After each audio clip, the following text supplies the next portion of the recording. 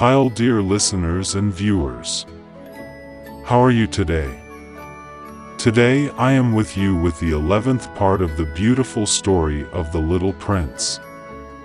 Before I start the story, please subscribe my channel and activate the bell button. Don't forget to like and comment. Let's go to start the 11th part.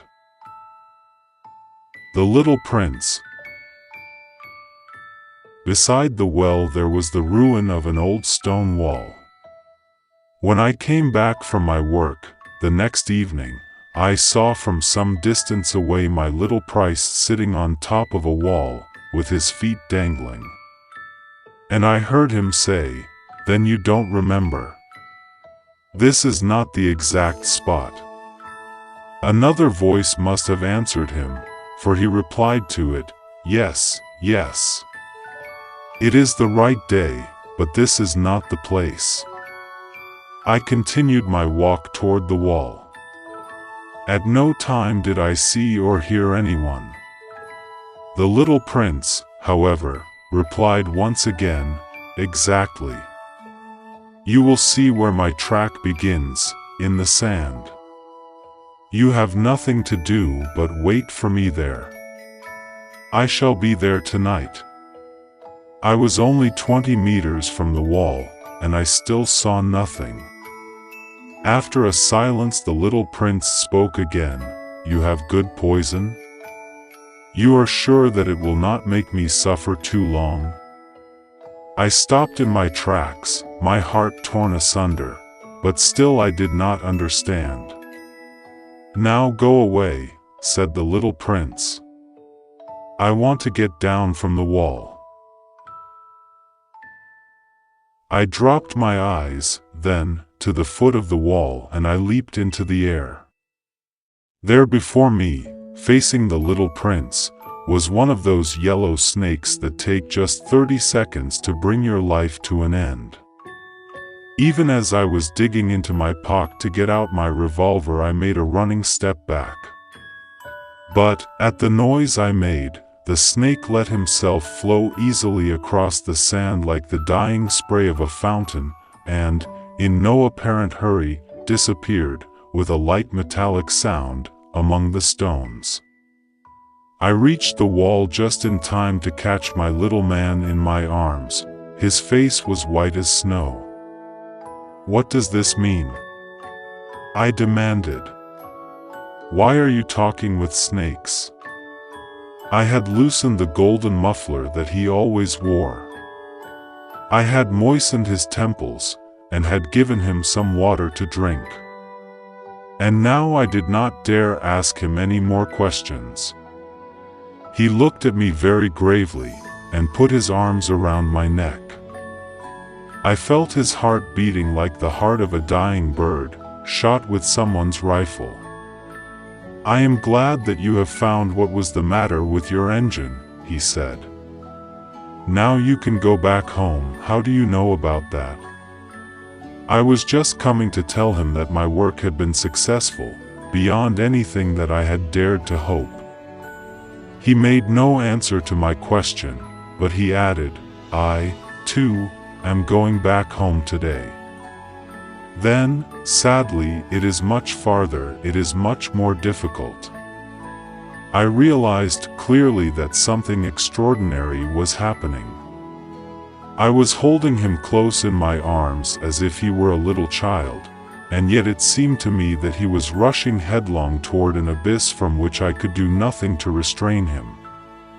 His look was very serious, like someone lost far away. "I have your sheep. And I have the sheep's box. And I have the muzzle." And he gave me a sad smile that I waited a long time. I could see that he was reviving little by little. "Dear little man," I said to him, "you are afraid." He was afraid, there was no doubt about that. But he laughed lightly. "I shall be much more afraid this evening." Once again I felt myself frozen by the sense of something irreparable. and I knew that I could not bear the thought of never hearing that laughter anymore. For me, it was like a spring of fresh water in the desert. "Little man," I said, "I want to hear you laugh again." But he said to me, "Tonight, it will be a year, my star, then, can be found right above the place where I came to the earth, a year ago." "Little man," I said, "tell me that it is only a bad dream, this affair of the snake, and the meeting place, and the star." But he did not answer my plea. He said to me, instead, "The thing that is important is the thing that is not seen." Yes, I know. It is just as it is with the flower. If you love a flower that lives on a star, it is sweet to look at the sky at night. All the stars are abloom with flowers. Yes, I know. It is just as it is with the water. Because of the pulley and the rope, what you gave me to drink was like music.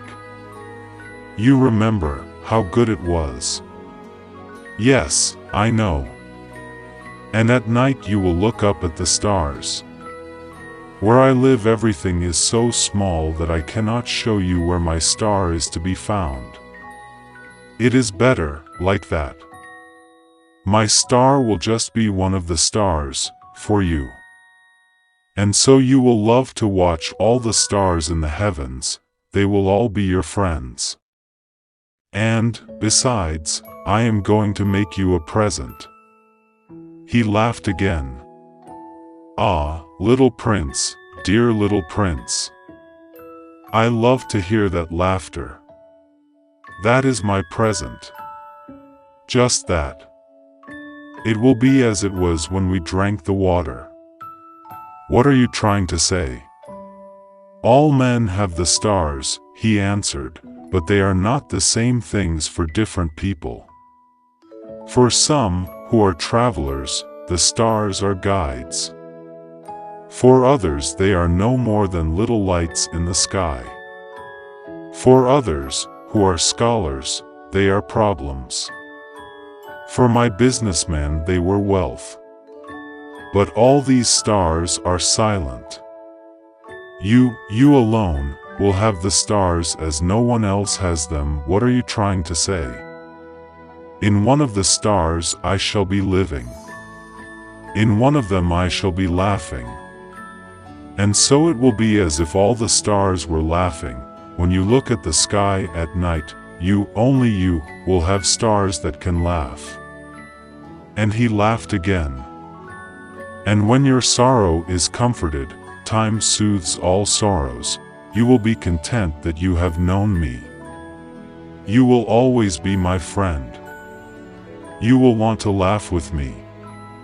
And you will sometimes open your window, for that pleasure, and your friends will be properly astonished to see you laughing as you look up at the sky. Then you will say to them, "Yes, the stars always make me laugh." And they will think you are crazy. It will be a very shabby trick that I shall have played on you. And he laughed again. It will be as if, in place of the stars, I had given you a great number of little bells that knew how to laugh. And he laughed again. Then he quickly became serious. "Tonight, do not come," said the little prince. "I shall not leave you," I said. "I shall look as if I were suffering. I shall look a little as if I were dying. It is like that. Do not come to see that. It is not worth the trouble. I shall not leave you." But he was worried. "I tell you, it is also because of the snake. He must not bite you. Snakes, they are malicious creatures. This one might bite you just for fun. I shall not leave you." But a thought came to reassure him. It is true that they have no more poison for a second bite. Well, for today, let me tell the story in the next part. Take care of the next part of the story. Be in the shelter of wisdom.